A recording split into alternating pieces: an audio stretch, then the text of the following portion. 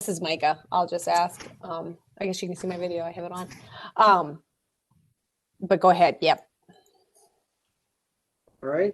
BJ Covington, Chair, Iowa Department of Transportation.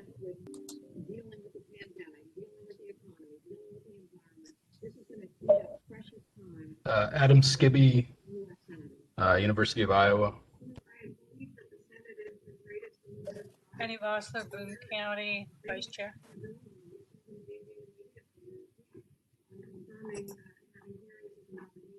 Matt Hone, Esri.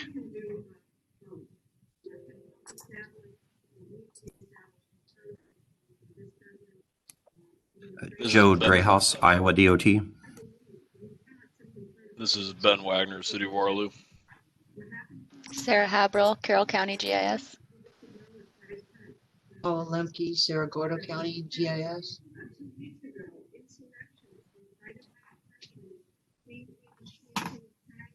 Dave Kroll, City of Johnston.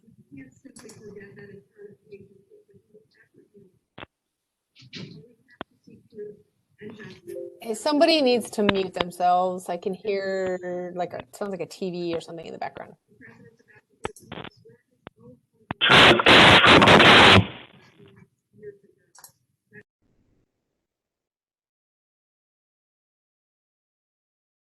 Brad Cutler, Iowa DOT. Jason Dolph, Aerial Services.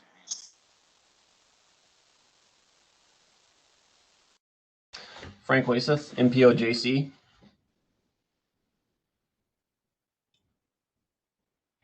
Z Chen, Des Moines Area MPO. Josh Obert, Iowa State, and also Treasurer.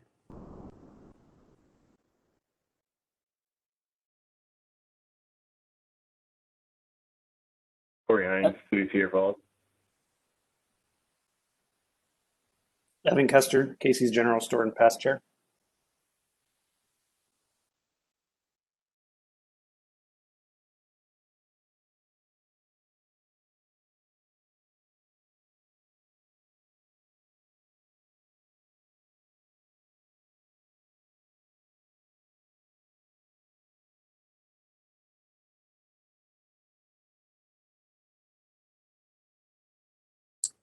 Micah, there's some in the chat. Did you catch those?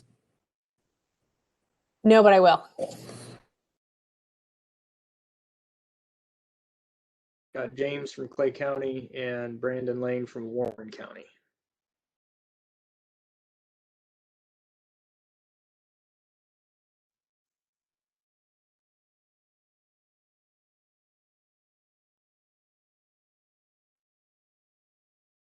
Is there anyone Michael Tether from Jessup? Okay.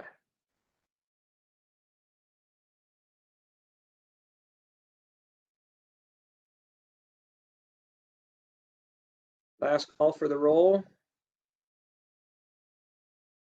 This is Daniel Terrian from Indian Hills. Excellent. John DeGrove from UNI is here.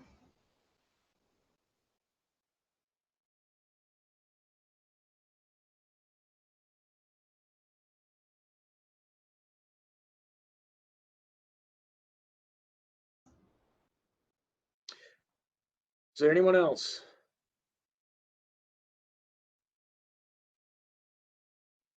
Hearing no one, let's move on. Call for new agenda items. BJ, the only thing that I see that could be added is if you want, and since John's here also, is the mini grant for UNI. Don't forget that. Yeah, said that. Put him in the hot. Start my video.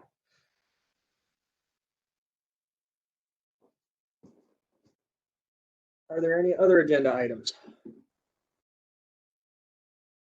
Hearing none, I'll entertain a motion to approve the agenda as amended. This is Daniel Terrian. I so move. Adam Skibby, seconded. We have a motion and a second. All those in favor?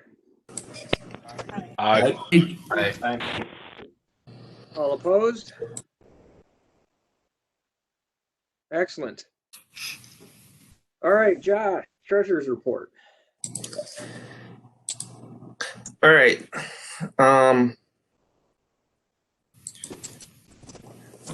So we had one transaction since last week. That's it. And all it was you and I returned $7.15 from their previous mini grant. Didn't ask them to, they just did. So our balance is $33,729.73. You and I was approved for another mini grant, which we'll discuss, and that check should be out in the mail. 44. That's all on that. For the site license,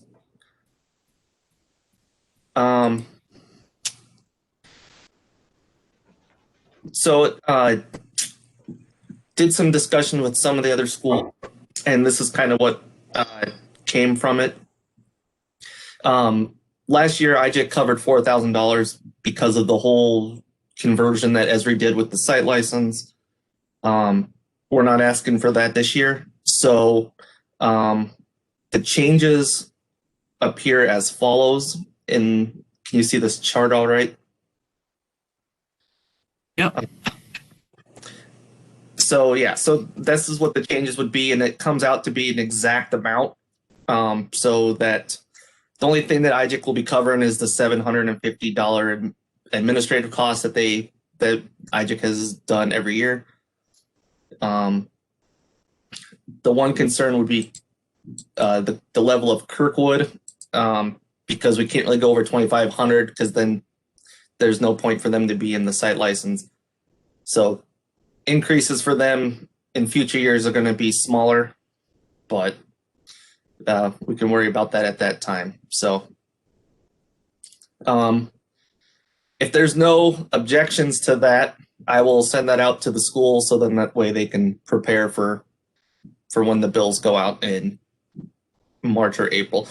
Always better to get it out sooner rather than later. Also then, the domain for the website is coming due. This would be for iowagic.org as well as iowagis.org, since we have both. It's $17.20 per year for each. We do have the option to purchase the domain names up to 9 years, for up to 9 years, instead of doing it year by year or in different chunks. I'm not sure if we need to go with 9 years, but I think purchasing it for more than just 1 year at a time is probably would be beneficial.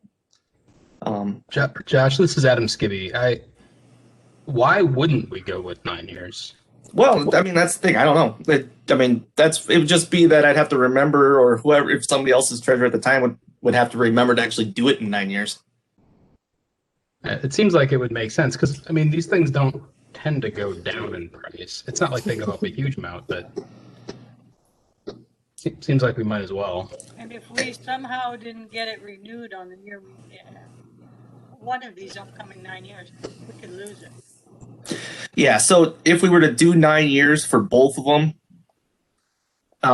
it would come out to be $309.60. I'd like to make a motion we do that. Pay 9 years on both. I would like to second that motion.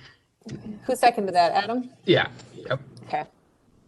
So we have a motion on the floor for $309 and how many cents, Josh? 60 cents to purchase both iowagic.org and iowagis.org for 9 years. All in favor? Aye. Aye. Aye. Aye. Aye. Opposed? Motion carries. All right. Well, I'll get that taken care of today. And I have a question. This is Micah. 2 things. What was the amount? I kept missing the amount of, I got the 60 cents. What's the total amount? 30960. 309. Okay. And then my other question is, what email is that tied to for notification of renewal? So that's my only concern with like a 9-year out continuity is like somebody gets notified when we're actually, Yeah, trying to renew it. right now I think it's associated with my Iowa State account, I believe. I'll have to look at it because there's some stuff in there that I have not been able to change yet, and it still shows in some places that Patrick is the person of record. So I'm trying to change them to myself as much as possible. But Maybe use that Gmail account that we have that we used for one thing we used it for we recently used it for the oh my god, I'm having like a stroke. Slack, thank you. I can think of the word. Slack setup, maybe use that one in addition to yours. I mean, I'm there probably is a way to do multiple emails because we're not the only people that don't want everything tied to one person's email. This is Adam. One way we could do is if we had a distribution list sort of email set up for people like in charge of IGIC, it could go to that so that multiple people get that notice just in case. We could use the exec list and see if that actually would work. That might not be a bad idea. Yeah, that's a good solution too.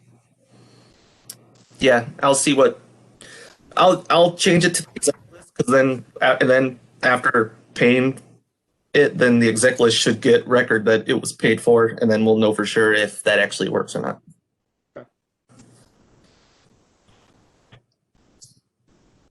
Any further discussion on the website domains? Other than that, I've got nothing else. Okay. Do we have any objections to Josh sending the prices as listed to the institutions for the site license? Sounds good to me. Hearing committee reports. Robin, the Education Committee. Sure. Let's see.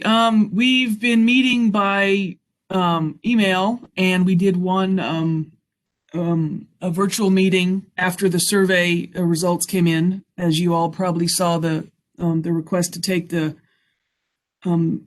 education survey last year, try to get people's interests for what kind of training and learning experiences they would like to get and what they might be able to offer others. We had 48 people reply to the survey. I was happy with that. As you may recall, those of you who took it, there was an option to indicate interest in actually volunteering to help with something, and whether that would be outreach events or doing some training for others. That was where you could submit your email, and then the education committee reached out to that group of 18 people to ask specifically, what did you have in mind? What are your interests and such? I've heard back from a handful, and that hand being roughly 5. And those interests so far are programming, so offering some programming. Python is up there. Doing some outreach for K-12 education, and reaching out to city, county folk who want to learn more about how GIS could help them. We have no specific trainings lined up. I was still waiting for the responses to, what are your volunteer interests before we try to actually nail something down. However, I'm interested here to see, so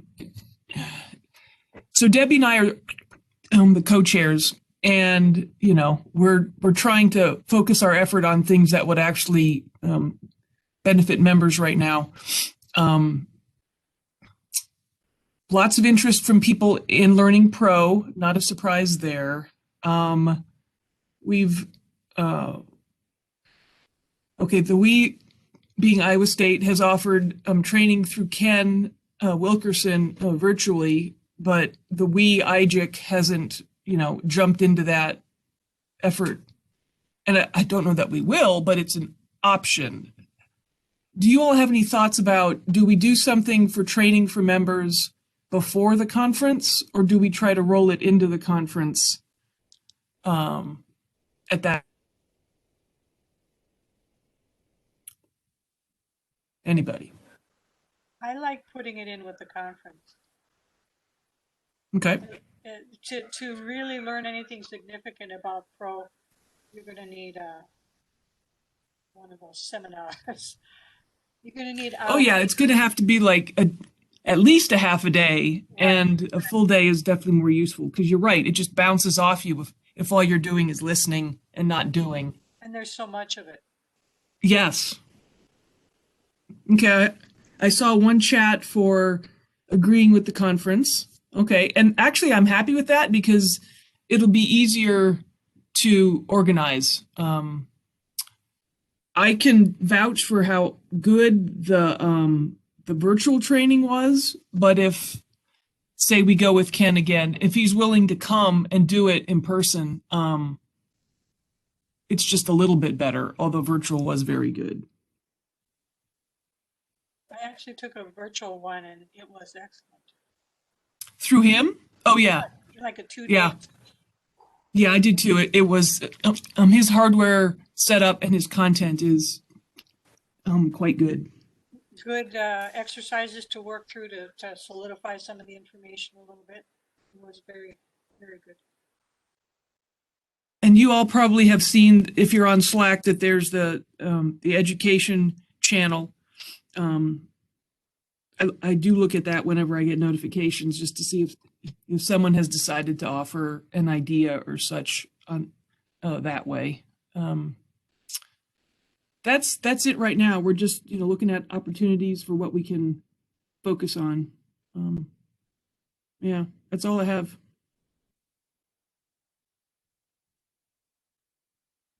Thank you, Robin. Sure. So we've got the Strategic Planning and Bylaws Committee report, and we might as well roll that into the proposed bylaws changes. I apologize for the tardiness in getting this out, although it does mean that we have more time for discussion. Hey, BJ, can I tried to put that up on the screen? Can you see it? I can. You can?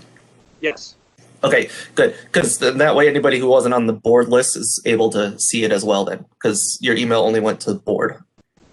Yeah, it's good to see this. Yeah, good point. Thanks. Good point. So the Strategic Planning and Bylaws Committee has been discussing in quite a great length about how we can expand interest into people serving on the board. We mentioned this at the October meeting, put out a survey and got some good responses. And members of the committee, feel free to interject at any time. We got some good responses, and based on those responses, have created some draft language to amend Article 4, Section 5 of the IGIC bylaws. And specifically what Article 4, Section 5 does is set out the composition of the board. So currently, all 25 seats on the board are delegated to interest sectors that the board serves.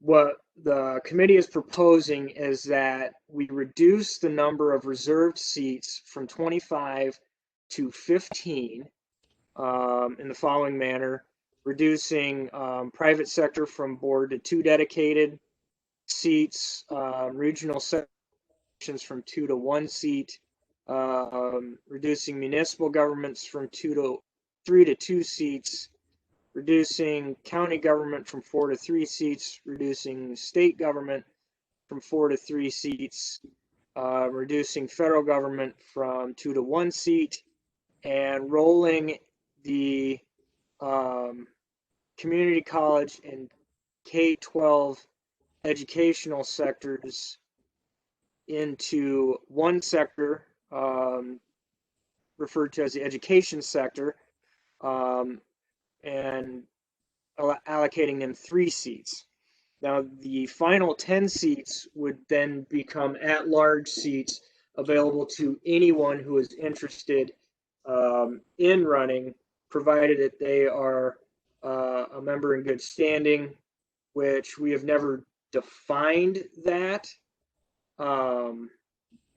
to date. However, I have inserted that language to make sure that the board does have active members who are willing participants. All right, BJ, let me throw in a couple things on top of that. Just so everybody knows, we did that survey, and the gist of the responses to the survey were that people didn't want to expand the board. And some people didn't really like the idea of changes because I think they didn't quite grasp the way we were going with it, but this was only 1 or 2 individuals. But the gist of it is this stuff goes back to like the 80s. These organizational distributions go back to a time that is maybe a little outdated, we thought. And also, we've had trouble in the last few elections filling certain sectors. So basically, this whole concept of at-large it shouldn't really eliminate anybody's ability to participate. But what it should do is get us our best personnel available at any given election, at any given time. So, we might end up with more people from private sector in a year where that's a particular, maybe we get a bunch of upstarts or more investment, with some new initiatives that come down post-pandemic, whatever investment in types of technology might come up. So anyway, that's the gist of it. Back to you, BJ. Another consideration we talked about is that we are in flux as an industry at large, and so this gives us a lot more flexibility in the future, like Adam said, to accommodate those interest groups that are coming in and leaving the GIS world. Robin has suggested that we change the end so that I don't end this with a preposition. So I think that's probably a good thing. Good suggestion. But we're Iowans, though, don't we do that? I do notice that her suggestion ends the sentence with a with. Thank you. I was hoping someone would notice that. Great irony. It makes the point, right? Yes. But the concept is great, and I'm glad that there was the thought that was put into this, that it makes us a little more flexible, and whoever's really interested in serving can do that, even if they're in a sector that already happens to have people who are serving. So it makes sense. Our thought was that GIS is expanding into so many different areas. So many different fields now have a GIS component that we could. We can't list them all, but we could sure expand. Do we have any concern if there's any dominance of any one sector, or is it just like it's a good problem to have? Yeah, because people are beating down the doors to waiting lists. They'll cash under the table. Right. At this time, there is no concern, but I guess what we're trying to do is kind of relinquish the dominance that state and county government currently hold. I mean, think about it this way too. These people will still have to get voted in. So, I mean, if it's to the point where we have 15 private sector people and no one else interested, I mean, that's maybe a bigger failure of the organization than the fact that they would end up being dominant in the board. Yeah, or indicative of changes in the Right. industry also. So I don't see that as a big issue. I mean, we can come back and review this in a decade or so, or, you know, in 6 years or something, but.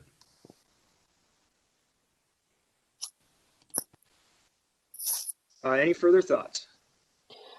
I know we can't vote on this. Is this something that we could vote on?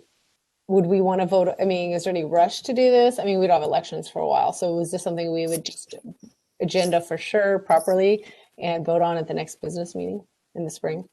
Yeah, my thought was that I would expand this to the membership at large after our discussion at the board meeting, table this until the April meeting where we could vote on this language officially, or vote on the language change officially.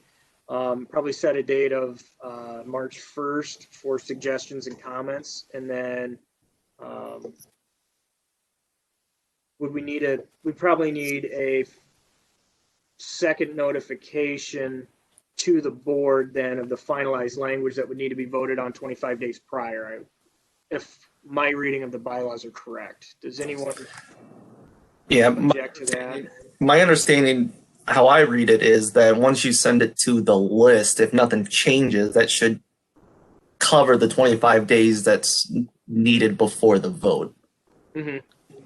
The one thing is that it would have to be voted on by every board member, and so we'd have to figure out the odds of getting every board member onto a meeting is slim. Does the vote have to be live? I don't think over Google Forms, haven't we? Yeah, and I think we'd be fine with that as long as we just notify everybody that that's how we're going to do it. Yeah, you could do something where you acquire email and you can set up the form to just one entry, you know. Okay. Yeah. Yeah, and just so everybody knows, in order for it to pass, it would have to be 2/3 majority vote. So that would be, what is it, 17 people out of the 25? Well, actually it's out of 24 because we still have one opening. So then at the end, we need to add the language, quote unquote, if you vote on this, you get a cookie. Vote yes on this, you get a cookie, so that everybody approves it. Okay. More people will come if they think there's punch and pie. James. Distribution of cookies at this time is going to be problematic. Do they get a cookie for coming and they have to pick it up at their conference? You get a cookie at a later date is probably sufficient. We've got some comments in the chat regarding reducing the overall number of board members. I know we discussed that. This is one of the things that there was some pushback on in the comments. I know that when we had initially started talking about that, that was certainly on the table, but just that was the one thing that was sort of reacted to the most negatively, was that the board shouldn't be changed in size. I think once you include so many sectors, you immediately get into the 10, 12 range to begin with. And by forcing to look at sectors, it does make sure that it isn't become a representative of a subgroup of individuals who just are really active. I mean, the only thing we could do at this point would be to cut the number of at large from like 10 to 6 or 10 to 5. But I don't know. It would take a whole separate survey to see if people were okay with that idea, or I don't know, BJ, that would be sort of something that we'd have to figure out how to actually assess the pulse on that. Well, I think we've got time, and maybe that's one of the ideas that we pose prior to the March 1st deadline. We send a separate survey on reducing the numbers, and we get the pulse and people are okay with it, then I'm fine with it as well. 25 is a large board. What So if we do this when we go ahead and send this out to the org, the full org, that we send out our language here, and then we include it with a survey that says, like, give us some feedback and add this little caveat. Would you support reducing the size of the board by 5 members? And then we can sort of get it all at the same time. We can encourage people to give us some overall feedback too. Well, or could you do it something, so that, what would your suggestion for at-large number be, and to have like 5 to 7, and then 8 to 10 or something like that? Because it wouldn't have to be 5 or 10. We could go with it or something. We could just say reducing too. The problem is when we start splitting hairs and getting into the specifics of what everybody thinks. Like, if somebody supports reducing it to, just when you start giving options, it can get kind of hairy in there.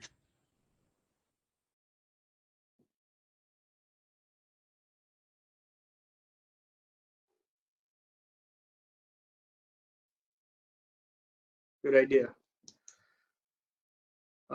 Is there any further discussion on the proposed language?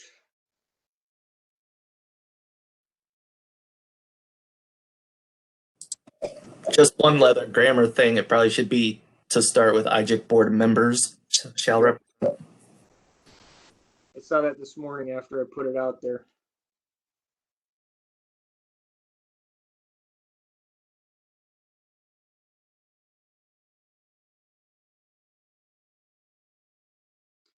All right. Any further discussion? Hearing none. Oh. Mike, are you signaling me? I didn't realize I was on mute. When we're done with this, I need to butt in with a question. All right, go for it.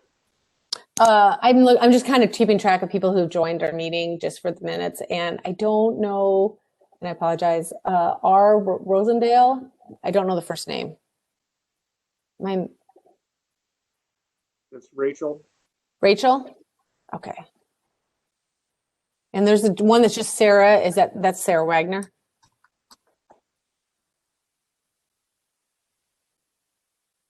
Was there a sign-up sheet like we've done before in? No, because I just sent the agenda that I sent out was a PDF. Yeah, it wasn't something people could edit. So, okay. But the nice thing is I can see everybody's participants. There's 29 participants, so I'm getting like 95%. I just wanted to make sure I get the rest.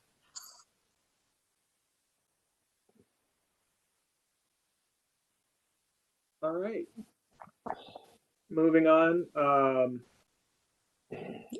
Announcement from Debbie. She could not be here today, but the IGIC Map Contest is coming back again. Look for an announcement from her soon. And if anybody knows local educators who might be interested or maybe don't know about this, please let them know so we could get some good submissions again. A good number of submissions too would be great. And if John is still on, John, would you mind giving us a synopsis of the mini grant that was awarded to UNI? Sure. So the history on this was Rebecca Krogman, who is a large impoundment research biologist at the Iowa DNR, had contacted somebody, I forget who, through IGIC and discussed the possibility of getting some help on doing kind of a historical creation of a database of lake levels at Lake Red Rock and Saylorville Lake, to then kind of digitize where the water level was from historical imagery, and then try to match that up with elevation values that they measure of the water levels at the lake, basically for their research purposes. And then so at some point I said GeoTree would be interested because we have students that can potentially do the work, and it kind of evolved from there. So the idea is, again, yeah, just to digitize historical lake levels. There's also involvement from the Army Corps of Engineers, a guy named Hugh Howe, and so it's basically to give them some historical context on lake levels, and then they'll utilize that in their research. And then from a educational perspective for the mini grants, GeoTree will attempt to build it into a what we hope to do in May is there's a kind of an envirothon thing that's hosted with all Waterloo. I believe it's 6th graders or 5th graders that come and do a series of activities related to the environment, and it's held in May. And we did it 2 years ago, then it got canceled last year, but hoping it'll go forward this year, and we'll build that work into educational lessons for you see about 150 6th or 5th graders from all the Waterloo schools. And then Rebecca is planning to use results and things, and with our assistance in some educational programs they do with high schools. I'm not sure which, somewhere down near maybe Lake Red Rock. I'm not sure. I forget which school exactly. I could look it up, but so that's the general idea. So basically, we're going to have some students looking at education or historical imagery to digitize lake levels. They'll work with the Army Corps and DNR, see how they can use that in their research, and then try to build results into educational programs.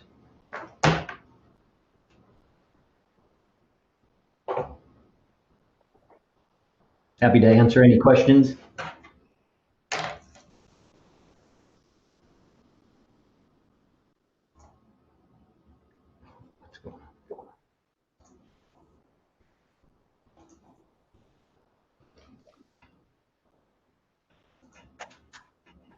Thanks, John.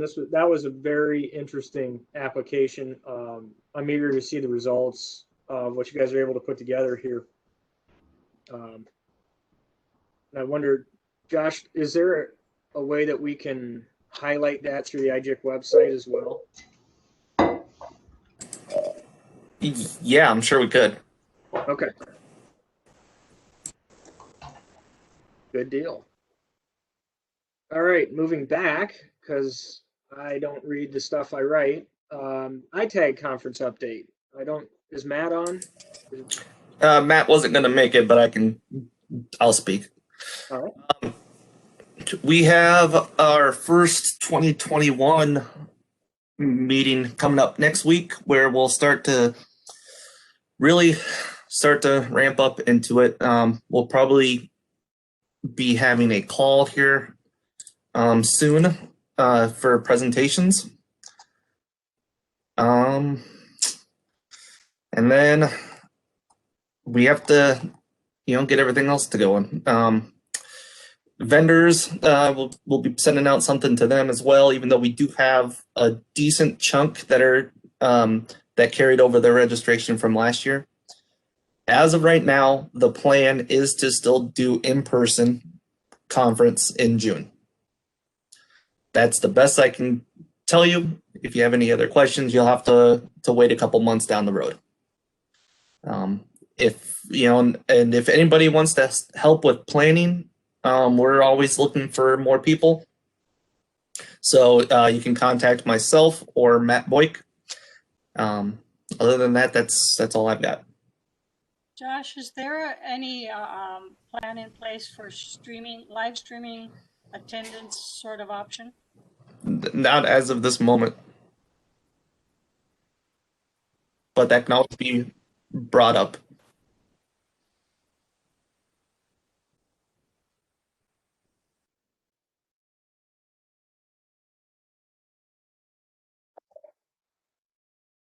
Any further questions for Josh? Thank you, Josh. Moving on, census update.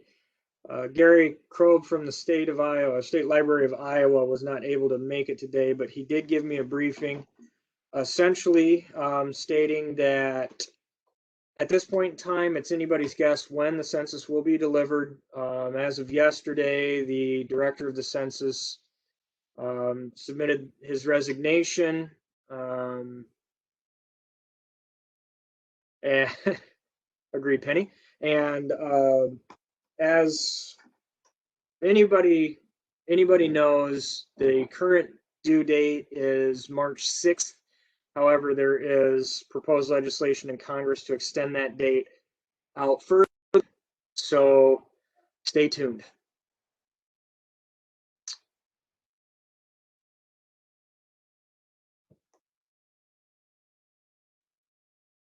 With that, do we have any other items for the board for the January 2021 meeting that need to be brought to our attention?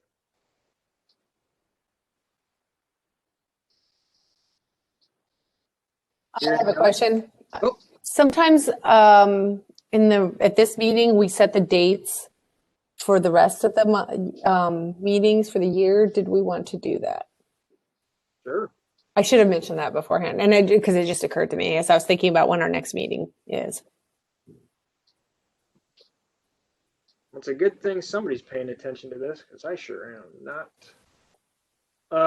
The third week. Yeah, I was gonna say that's typically third week of March.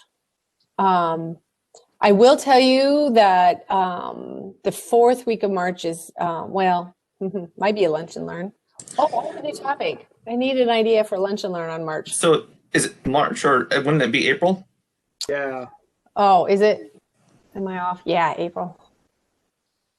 See, this is why we're having a discussion. That's good.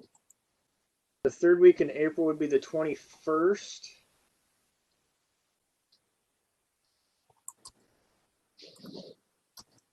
And then I can at least put the events on the IGIC website, as like the fact it will happen. Probably no other information except that we'll have a meeting. Sure.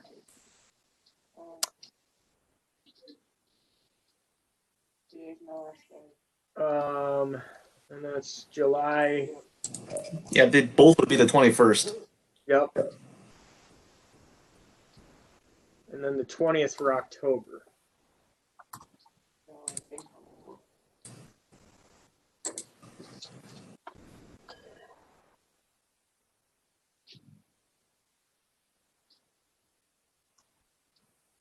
The 20th?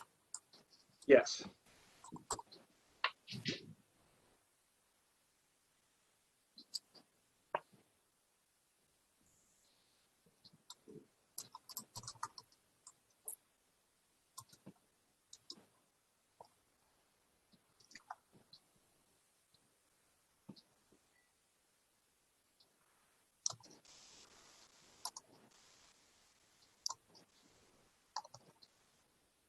I would like to bring something up. This is Paula.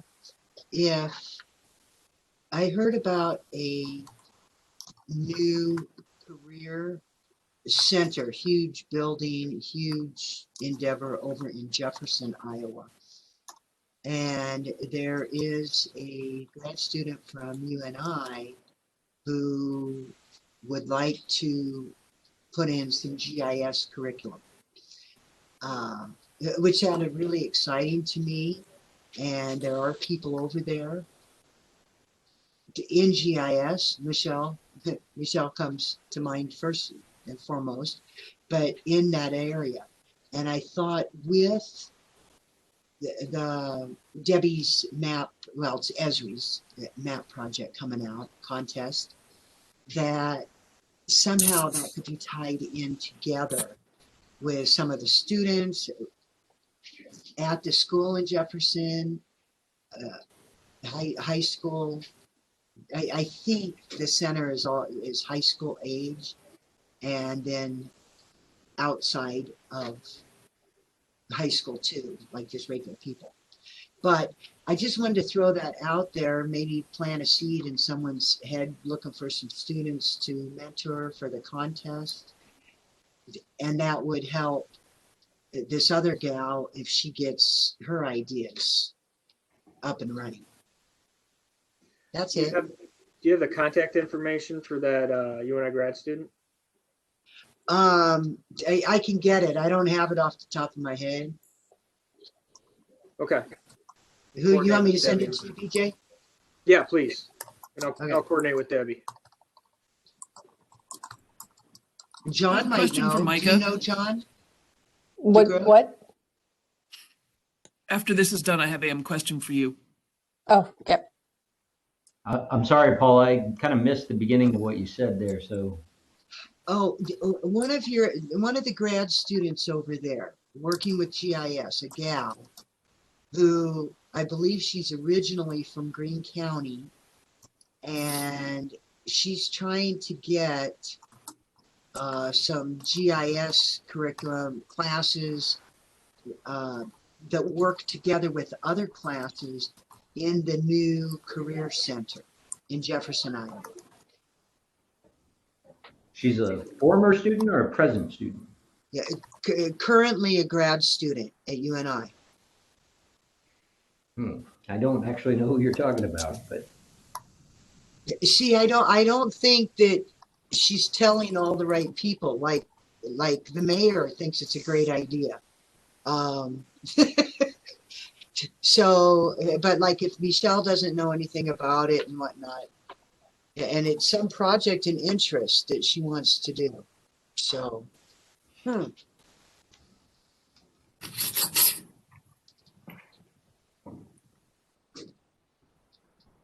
But I might just, when I find her stuff, I'll have her reach out to you and Michelle. That might be the way to go.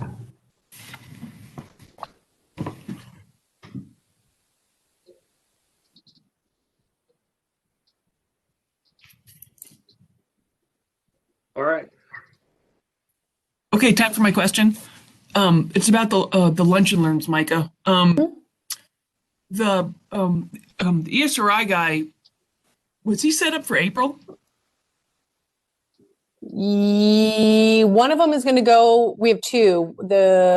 There's going to be one who's like GIS careers trends is in February, and the field maps guy is in April. Right. So yeah, it's Joe, February, and then the field maps April. Okay. I was just looking on the website.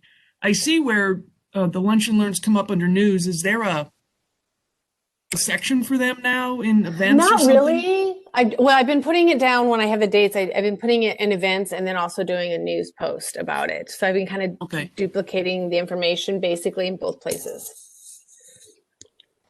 And there was, there's I was always just some looking for the shifting future around. ones. I'm starting to tell myself I may not put more than a month out because I've had to move stuff around because people have, the census stuff has had to be adjusted, et cetera, et cetera.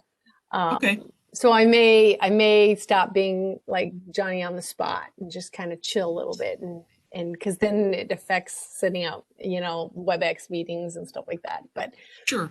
But I'm glad you said something because because of the switching around, we do have an opening in March. I don't really have a topic or a speaker planned, so I am totally entertaining any suggestions or ideas for March. And it can be a small topic or a big topic. It doesn't have to rock, everyone's world. It can just be, it could be a panel discussion. We could just pick a topic to discuss. There's lots of options. It doesn't just have to be one person doing a presentation. It's very flexible. Okay.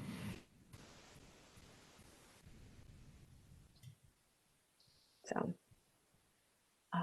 I kind of become the coordinator of this because I secretary and website stuff and all that kind of things, but I am by no means any kind of deciding factor in this. So believe me, if you're interested in doing it, you're pretty much in if it fits in the schedule.